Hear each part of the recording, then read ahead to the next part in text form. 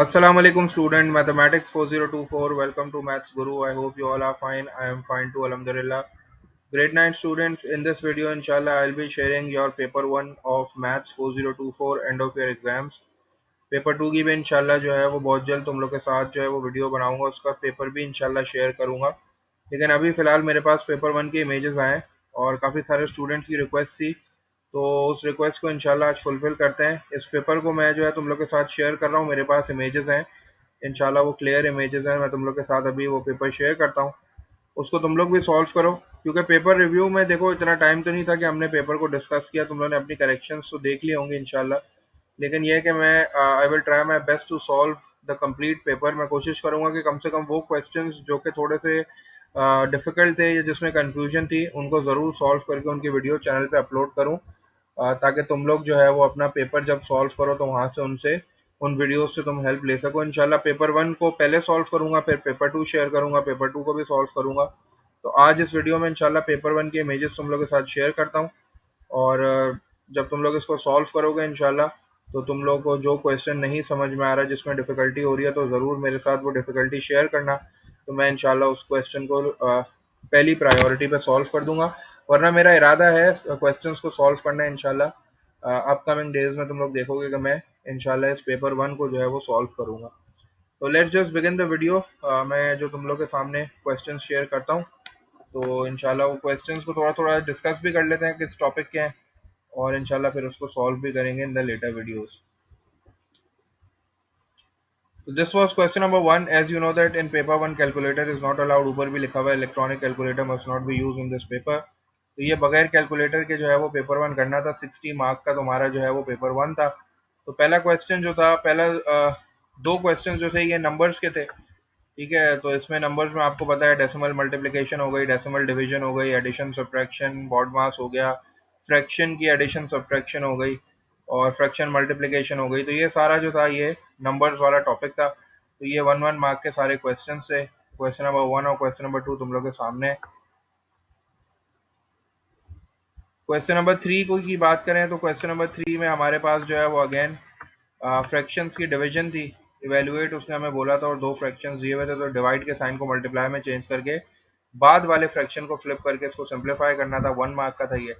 इसके बाद उसने आपको स्क्वायर रूट, चूंकि आपको पता है ये रूट का साइन है और फिर यहाँ कुछ नहीं लिखा, तो इसका मतलब है ये स्क्वायर रूट है और ये क्यूब रूट है। तो स्क्वायर रूट ऑफ 64 निकालना था पहले आपको, जो कि आपको याद भी था, और क्यूब रूट ऑफ 125 निकाल के दोनों को माइनस करके 1 मार्क का इसका आंसर लिखना था। Question number 4 was all about HCF and LCM. HCF में आपको पता है सिर्फ कॉमन चीज़ें आती हैं। अब इसने आपको जो है वो दो नंबर्स दिए हुए थे। इंशाल्लाह इस क्वेश्चन को ज़रूर तुम लोग के साथ शेयर करूंगा, सॉल्व करके शेयर करूंगा, तो इसकी स्ट्रेटेजी भी बताऊंगा कि ये किस तरह जो है वो सॉल्व हुआ था, और इसका आसान तरीका भी बताऊंगा। तो फर्स्ट पार्ट में आपको एचसीएफ निकालना था।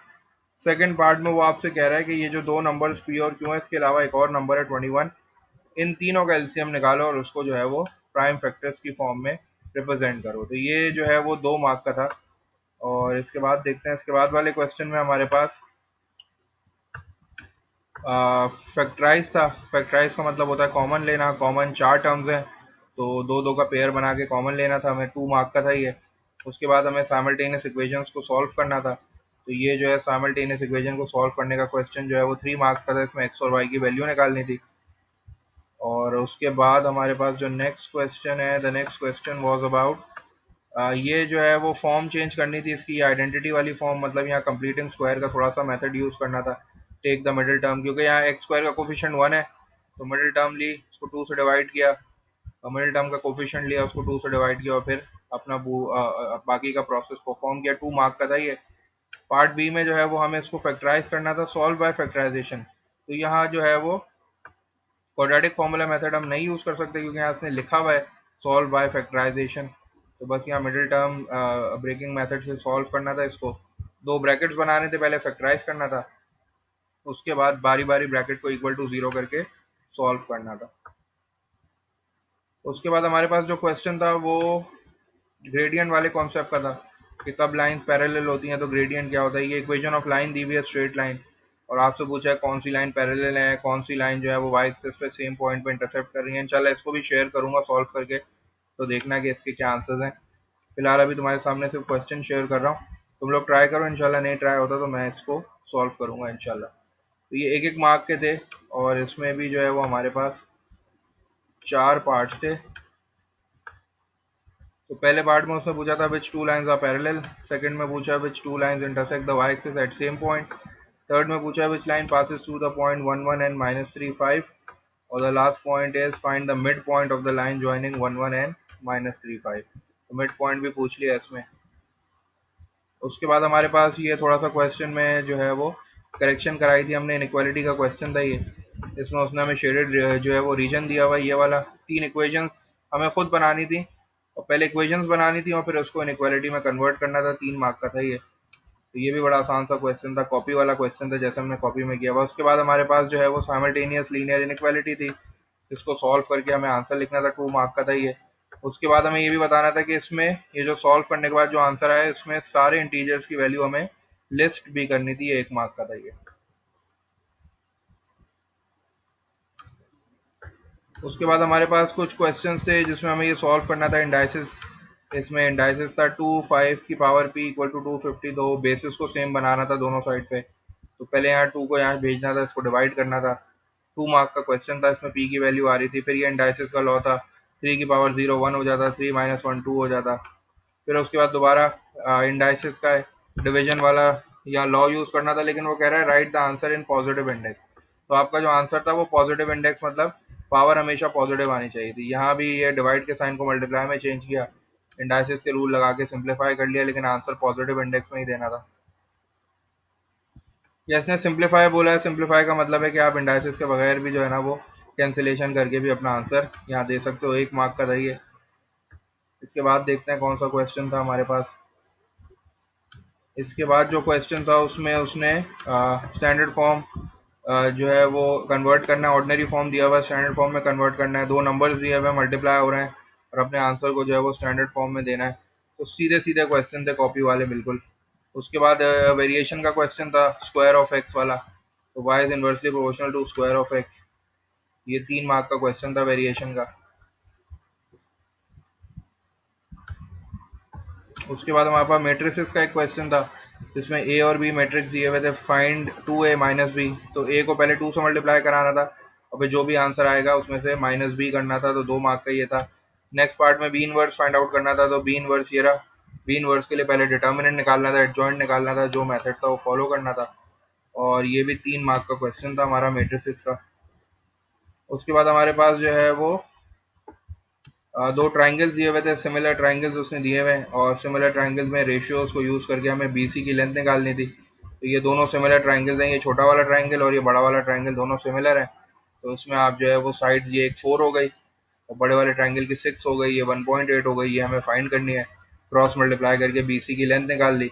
उसके बाद area of triangle. Area of triangle आपको पता है, सिमिलर ट्राइंगल्स में A1/A2 एरिया वाला फॉर्मूला यूज़ करना था यहाँ। और ये ए पी क्यू छोटे वाले ट्राइंगल का एरिया दे रहा है 8, और बड़े वाले ट्राइंगल का एरिया हमें फाइंड आउट करना था। तो सिमिलर ट्राइंगल में जो एरिया का फॉर्मूला हमने यूज़ किया था वही यूज़ करना था। 3 मार्क का क्वेश्चन था ये। उसके बाद ये वाला क्वेश्चन था जो सबसे इंटरेस्टिंग और अच्छा क्वेश्चन था, उसमें उसने 5 बना के दिया हुआ है, और आपसे कह रहा है कि इस 5 का जो है ना वो पेरीमीटर निकालो। वो कह रहा है total length of the wire needed to make the figure. तो मतलब ये पूरी वायर निकालना है, मतलब ये पूरा पेरीमीटर निकालना है। तो ये दोनों तो एज इट इज ऐड हो जाएंगे। और आपको पता है ये बेसिकली आर्क लेंथ है, आर्क लेंथ और इसका एंगल दिया हुआ है 280। तो बस ये आर्क लेंथ वाला फॉर्मूला यूज करना था। पाए की वैल्यू नहीं डालनी थी, पाई की वैल्यू नहीं डालेंगे तो बी पाए आ जाता, और ए तो आ ही जाता इन दोनों को जब आप ऐड करते। तो जब इन दोनों को ऐड करोगे तो ए की वैल्यू आ जाएगी। और जब यहाँ theta upon 360 multiply by 2 pi R वाला फॉर्मूला यूज करते, पाई की वैल्यू नहीं डालते, तो बी पाई आ जाता ये। तो ये बड़ा अच्छा सा इंटरेस्टिंग सा क्वेश्चन था, इसको भी इंशाल्लाह सॉल्व करूंगा। तो देखना है इसका सोल्यूशन कैसे किया मैंने। ये कितने मार्क का क्वेश्चन था? ये 3 मार्क का था मेरे ख्याल से। तो उसके बाद चलते हैं, मेरे ख्याल से सेकंड लास्ट क्वेश्चन है ये। सेकंड लास्ट क्वेश्चन है मेरे ख्याल से। इसमें उसने आपको एक ट्राइंगल दिया हुआ था, और ये ट्राइंगल आइसोसेलेस ट्राइंगल था। इसमें sine theta, cos theta, tan theta की वैल्यूज आपको दी हुई थी। और ये है मेरे ख्याल से 15/17, ये है 8/17, और ये है 15/8। ठीक है, थोड़ा सा ब्लर हो रहा है ये।